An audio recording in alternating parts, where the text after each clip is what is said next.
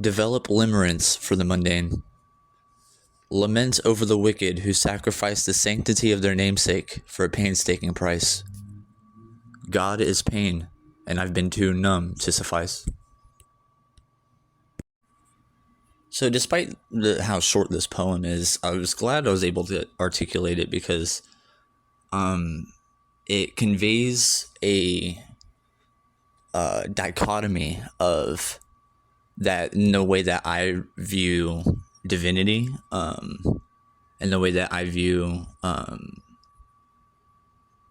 meaning, I guess, in life, because people are seem to be caught up in like the pursuit of happiness and finding,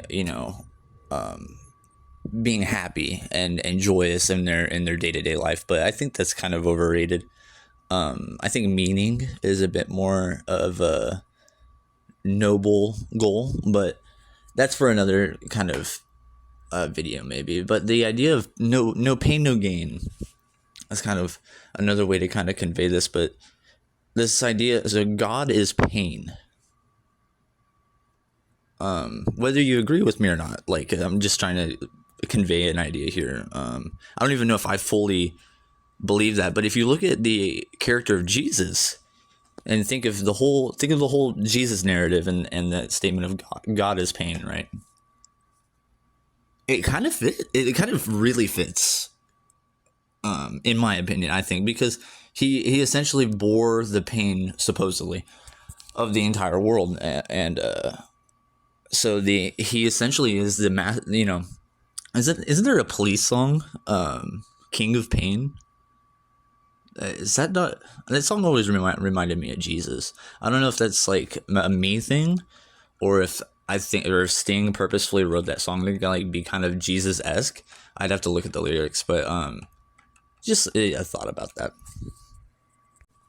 So if it ever seems that life is overwhelmingly full of danger, pain, suffering, and just hazardous experience, just take a quick reminder. I want to give you a reminder of your biology and what its highest priority is: to survive.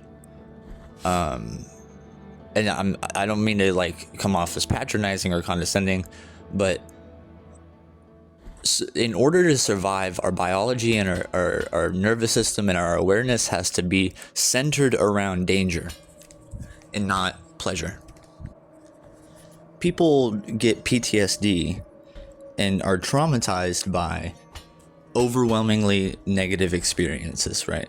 Nobody gets traumatized by overwhelmingly positive or pleasurable experiences.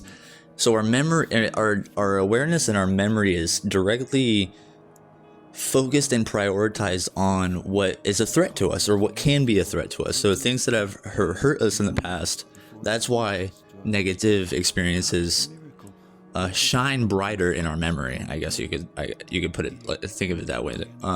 It's much harder to remember all of the pleasurable experiences as opposed to all of the painful experiences we've had, because our memory discards what the pleasure, because those pleasurable experiences aren't going to end our lives, most likely, right? So we don't really, our memory, our biology doesn't necessarily need to hold on to them for the sake of our own safety.